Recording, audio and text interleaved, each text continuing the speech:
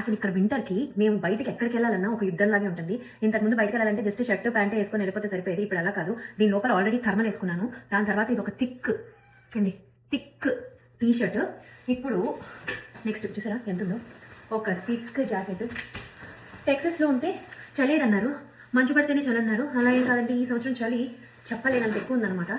దాని తర్వాత అసలు ఇంత కూడా గాలిపోకుండా వాళ్ళు ఈ స్కార్ఫ్, మంకీ క్యాప్, ఇవి ఒకటే అనుకున్నారా? కాదు కాదు, గ్లౌస్ కూడా. ఇవన్నీ వేసుకొని అసలు బయటకు వెళ్ళడం అవసరమా అని అనుకుంటారేమో. ఇదేదో క్రిస్మస్ లైట్స్ ఈ వీకెండ్ ఒక్కటే పెడతారంట, మా పిల్లలకి చూపిస్తే బాగుంటుందని వెళ్ళడమే. ఇప్పుడు ఇవన్నీ అయిపోయినా ఇప్పుడు చూడండి, కాళ్ళకి సాక్స్, దాని తర్వాత బూట్స్. ఆ బూట్స్లో కూడా ఇంతలా ఫర్ ఉంటుంది అనమాట. ఇవన్నీ వేసుకున్న తర్వాత మా పిల్లలకు కూడా అన్నీ వేసాక అప్పుడు బయటికి బయలుదేరుతాం. పిల్లలకి అవన్నీ వేసి అరగంట డ్రైవ్ చేసిన తర్వాత మేము వెళ్ళి చూసేసరికి ఒక పార్కు చుట్టూ ఇలా లైట్లు పెట్టేశారనమాట.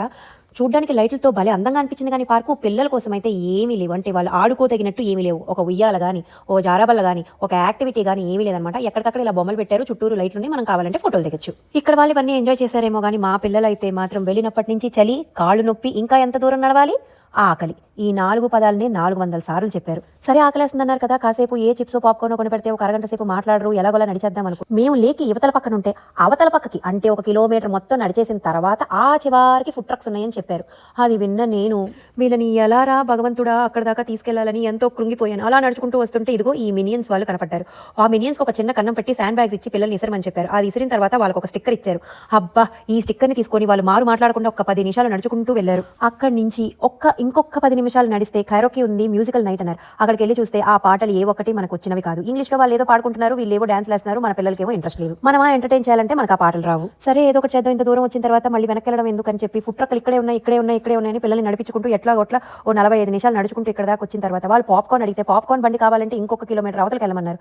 ఇక పాప్కార్న్ పాడు ఏమీ వద్దని చెప్పి ఫుడ్ ట్రక్లన్నీ చూసి ఈ మనుషుల్ని చూసిన తర్వాత మళ్ళీ ఇంకొక 10 నిమిషాలు నడిచి కారు ఎక్కేసి వెళ్ళేదారిలోనే పిల్లలకి పిజ్జాలు కావాలంటే మధ్యలో షాప్ లో ఆగి అక్కడే రెస్టారెంట్ లో పిజ్జాలు తినేసిన తర్వాత మేము ఇంటికి బయలుదేరాం. అది ఫ్రెండ్స్, మా పిల్లలతో వెళ్ళిన Christmas lights plan utter flop అయింది. మీరు మీ పిల్లలతో వెళ్ళినప్పుడు ఏదైనా ఒక ప్లాన్ ఇలా అట్టర్ ఫ్లాప్ అయితే మీరు ఎలా ఫీల్ అవుతారో కామెంట్స్ లో నాకు చెప్పండి. ప్రస్తుతానికి నాకైతే చలిలో ఇంకొకసారి పిల్లల్ని తీసుకొని ఎక్కడికి వెళ్ళకూడదని బుద్ధి వచ్చింది. Bye friends.